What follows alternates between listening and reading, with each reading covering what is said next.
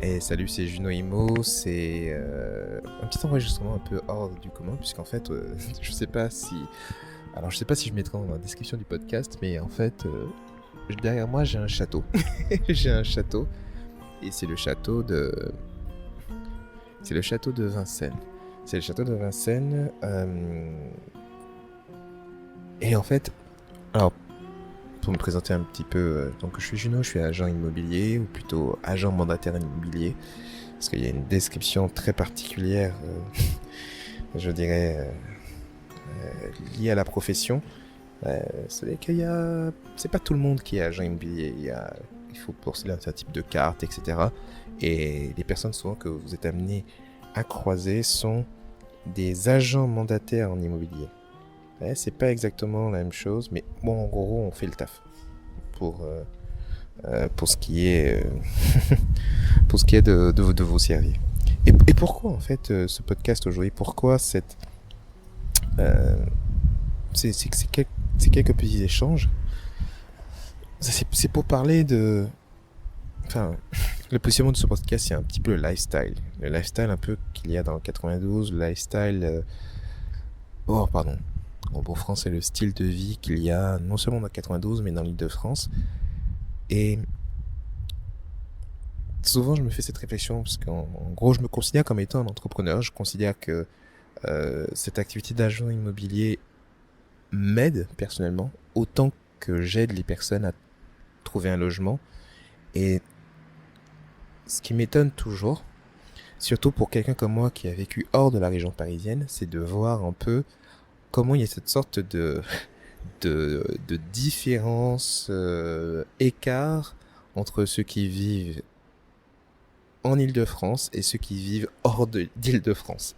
Ceux qui vivent hors d'Île-de-France se disent oh là là, mon Dieu, je veux pas vivre à Paris, pour là, grande ville, machin, pas possible. Ou ceux qui ont déjà vécu. Oui, j'ai eu mes moments à Paris, mais bon, à un moment, c'était trop.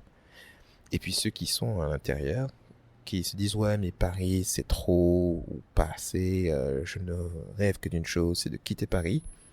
Et puis il y en a d'autres qui disent mais pas moyen que je quitte Paris. Au contraire, j'essaie d'acheter dans Paris ou juste à côté, mais à côté des transports, etc. Qui est-ce qui a raison? En fait, j'ai arrêté de me poser la question, parce qu'en gros, tout le monde a raison et tout le monde a tort, ou je sais pas comment je pourrais dire la chose, mais c'est de dire que tout dépend de ce que vous recherchez. Tout dépend de ce à quoi vraiment vous aspirez. Il y a d'immenses avantages à être dans cette ville, à être dans ce centre où il y a tout. Il y a d'immenses inconvénients à être dans cette ville où il y a tout et surtout tout ce monde. D'un côté comme dans l'autre, rien n'est parfait. Mais, et c'est là un peu toute l'idée de considération, il y a beaucoup de choses où, par exemple, typiquement, on a du mal à comprendre la bourse ou pour ceux qui ne sont pas dans le milieu. Mais c'est vraiment la loi de l'offre et de la demande. Pourquoi quelque chose est cher? Parce que tout le monde le veut. Quelque part, lorsqu'on est en Île-de-France, que l'on soit dans une ville limitrophe ou près de Paris, quelque part, tout Français qui se respecte a entendu parler de Paris, ou de l'Île-de-France, ou d'une de ses communes. Dans la ville où tu habites à l'extérieur, hors de Paris, si ce n'est pas des grandes villes, Marseille, Lyon, Toulouse, Bordeaux, Lille, Brest, Strasbourg, on va te dire, hein, tu habites où? Quoi, ça? Ah, oh, ouais, je connais pas. C'est où? Et c'est rien que le fait qu'il y en a une qui bénéficie d'une telle publicité qui fait qu'il y a un tel prix de l'immobilier. Parce que tout le monde connaît. Parce que lorsque tu y es, tu sais que tu vas y trouver tous les ministères à portée de main, comparé au reste de la France. Tu trouveras tous les concerts. Telle star vient en France. Non, non, elle vient pas en France, elle vient à Paris. Et c'est ce truc qui est un peu particulier, je trouve, et qui m'a toujours étonné. Et pour rappel, je ne suis pas d'Île-de-France, né grandi en Martinique, et fait mes études dans le sud et commencé à bosser à Nice. Et c'est étonnant de voir comment tout se passe ici. Tout. Et, et c'est à la fois grisant parce que quand on est à l'intérieur, on se dit waouh, waouh, waouh, waouh, waouh, waouh, waouh, waouh. Ah, quand même.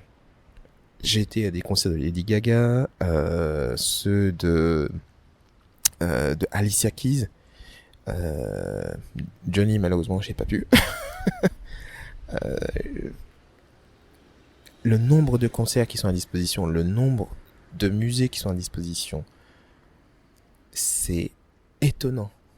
Et je peux comprendre en fait, et c'est aussi pour ça que je voulais faire ce métier.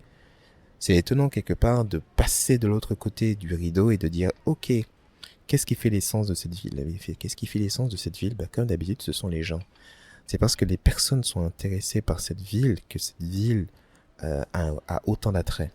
Alors évidemment, il y a également l'histoire qui fait que Paris est Paris et qui crée aussi son attraction. Mais il y a d'autres endroits en France où il y a des beaux monuments tout aussi sympathiques, même parfois bien plus vieux, parfois même bien plus imposants que des monuments nationaux qu'on trouve ici. Mais c'est la concentration. Et c'est le fait que, forcément, comme il s'agit de la capitale, eh bien, les grands centres sont présents. Les grandes entreprises sont présentes. Et comme en plus de ça, il y a une construction, historiquement, on était une royauté, ça devient attractif. C'est terriblement attractif. Et voilà, c'était cette réflexion que je voulais partager avec vous là-dessus, qui est de dire que au-delà de la ville, il y a autre chose. Et c'est vrai qu'on peut décrire Paris. Et franchement, chères personnes qui sont dans le sud, je peux comprendre. Oui, c'est vrai, il fait pas beau. Ah, c'est vrai, il y a des nuages. Ah, c'est vrai, il y a le métro. Ah, c'est vrai aussi, parfois, les personnes ne sont pas super souriantes dans le métro. Maintenant, pour avoir vécu et à Toulon et à Nice, je peux vous assurer que quand vous faites du Nice-Sofia Antipolis en bus le matin à 8h et que vous prenez 1 heure d'embouteillage pour moins de 30 km, c'est difficile de sourire. Mais c'est pareil aussi ici. Et surtout quand on a un enfant, ce qui devient intéressant, notamment je pense à ma petite, c'est étonnant de voir comment des personnes, parce que les petits ils sont innocents, elle se met à toucher des gens dans le métro. Elle sait pas, elle a 1 an au moment où j'enregistre ce podcast. Et c'est étonnant de voir des personnes sourire quand ce petit bout de chou leur sourit ou se met à les toucher ou à les regarder droit dans les yeux et à leur faire un coucou. Eh ouais, on n'est pas tous des robots à Paris. Ce sont aussi des êtres humains. Je dirais même, ce sont des personnes comme vous et moi. Et peut-être et j'espère qu'un jour vous aurez l'occasion de vivre à Paris et de pouvoir passer du temps là-bas. Parce qu'il y a des choses vraiment sympas en Île-de-France. C'est pour ça que les gens restent. Et c'est aussi ça l'attrait de l'immobilier. Voilà, donc c'était un petit partage là-dessus. Si vous n'êtes pas d'accord, et ce que totalement je peux comprendre, n'hésitez pas à me le dire. Écoutez, je vous dis à très bientôt pour de nouvelles aventures. C'était Juno Imo. À très bientôt. Ciao.